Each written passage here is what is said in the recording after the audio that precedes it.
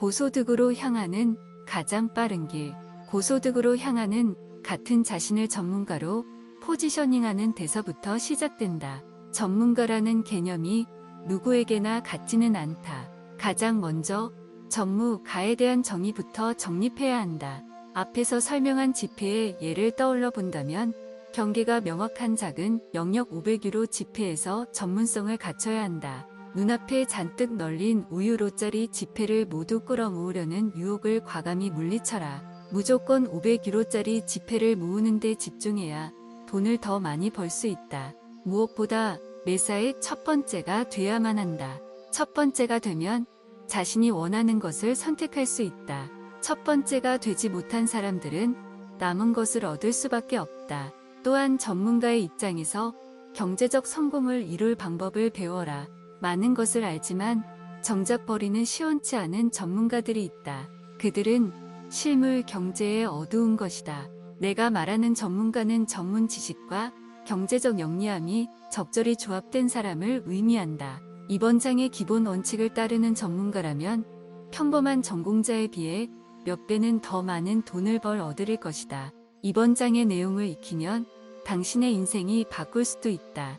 당신의 수입을 믿을 수 없을 만큼 비현실적인 수준으로 끌어올릴 수도 있다.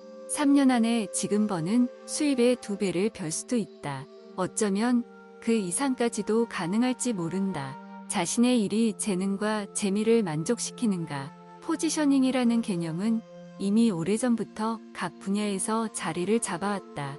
모든 세계를 통틀어 가장 성공적인 전략인 포지셔닝이라는 개념은 잭 트라우트와 알리스가 대중적으로 알렸다. 독일에서는 포지셔닝과 비슷한 병목 집중현상이라는 개념이 널리 알려져 있다. 두 가지 모델 모두 독창적이고 모든 기업가가 실행해야 하는 전략이다. 단 이 책에서는 두 가지 핵심 조건을 추가로 설명하고자 한다. 첫째, 포지셔닝과 빅스는 기업가를 위해 개발됐다. 특히 포지셔닝 이론은 대기업을 대상으로 창안된 개념이지만 개인에게도 적용할 수 있다. 당신은 포지셔닝을 통해 전문가가 되는 방법을 찾아야 한다.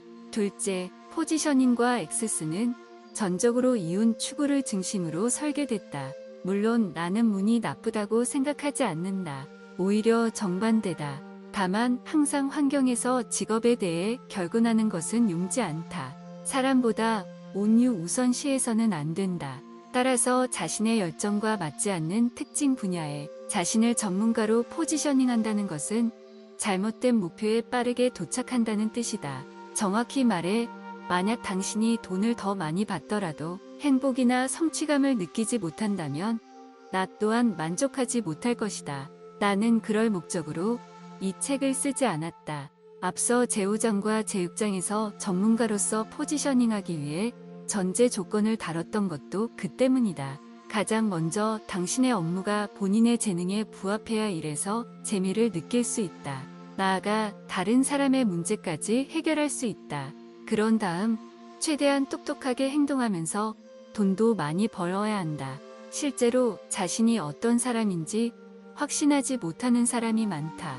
그들은 자신이 지닌 지식이나 달성한 성과로 자신을 정의한다. 그들에게 전문 지식과 성과라는 값진 결과물을 포기하라고 요청하면 정말 마지못해 따를 것이다. 그들은 마치 자신의 정체성과 작별하라는 요구를 받은 것처럼 행동한다. 핵심 사업보다 핵심 능력이 우선이다. 지금부터는 순서가 관건이다. 우선 나의 핵심 사업이 무엇인가? 라는 질문은 잘못됐다. 마치 첫걸음이 땅에 닿기도 전에 두 번째 걸음을 걷는 것과 같다. 그보다 나의 핵심 능력은 무엇인가? 라는 질문이 선행돼야 한다. 많은 사람이 핵심 사업을 결정할 때 경제적 측면을 가장 많이 고려한다. 대부분이 일이라면 돈을 많이 벌 수 있어. 그러니까 이 일이 내 핵심 사업이야. 라고 생각하기 쉽다. 나는 그들의 접근법이 완전히 잘못됐다고 생각한다. 그런 접근법은 자신의 잠재력을 사슬로 꽁꽁 묶어 둘 뿐이다. 자신의 핵심 능력부터 물을 때 자유롭게 능력을 발휘할 수 있다. 만약 버진그룹의 창립자 리처드 브랜슨이 자신의 핵심 사업이 무엇일지 질문했다면 결코 오늘날의 성과를 얻지 못했을 것이다. 브랜슨은 자신의 핵심 능력을 정확하게 인식했다. 그는 시장의 선두 주자들이 고객이 지불하는 돈에 비해 제대로 된 서비스를 제공하지 못할 만큼 나태해진 상황을 파악하고 자신의 성장 기회를 찾았다. 그 결과 브랜슨은 220개 이상의 자회사를 소유하고 기업 네트워크를 광범위하게 펼쳐 보일 수 있었다. 브랜슨의 성공 사례를 보면 포지셔닝의 기본 원칙을 더욱 신뢰할 수 있을 것이다. 전문가로 포지셔닝하는 것과 기업가로 포지셔닝하는 것의 차이에 대해서는 다음 장에서 자세히 살펴볼 것이다. 나의 전문 분야는 무엇인가? 당신이 알고 있는 유명 인사를 2~3명 정도를 떠올려 보라. 그들을 떠올릴 때 함께 연상되는 것은 무엇인가?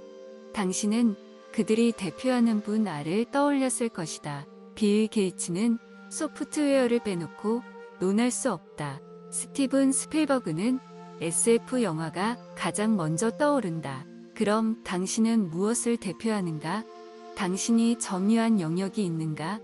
당신이 1등인 분야는 무엇인가?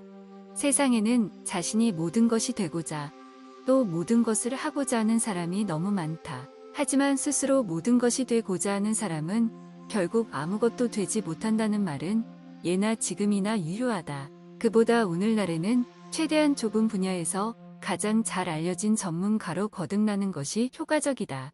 깊은 바닷속을 탐험하는 동시에 산정상도 점령하려는 팔방미인 유형의 탐험가를 진심으로 인정하려는 사람은 없다. 예를 들어 당신이 스키를 타다 사고를 당해 복합 골절상을 입었다고 생각해보자. 동네 의원을 찾아가니 의사가 이와 유사한 치료를 17년 전에 한 적이 있습니다. 당시에 어떤 처치를 했는지 진료 기록을 빠르게 살펴보고 오겠습니다. 라고 말한다면 치료를 받겠는가? 아니면 당신처럼 골절상을 입은 환자를 하루에도 72명 치료하며 현재 독일에서 가장 유명한 골절 전문의를 찾아가겠는가? 당신은 질문 자체가 어리석다고 말할 것이다. 그 말이 맞는다. 질문의 답은 그보다 더 명백할 수 없다. 그럼 이제 마지막으로 당신을 자극할 만한 질문을 하나만 더 던져보겠다. 해당 분야의 전문가를 찾아가려는 당신의 선택을 감안할 때 각 분야의 전문가들이 평범한 사람보다 훨씬 더 많이 번다는 것을 인지하고 있었는가? 자신의 직업에 대해 스스로 논리적인 결론을 내렸는가? 당신은 명확히 전문화되어 있는가?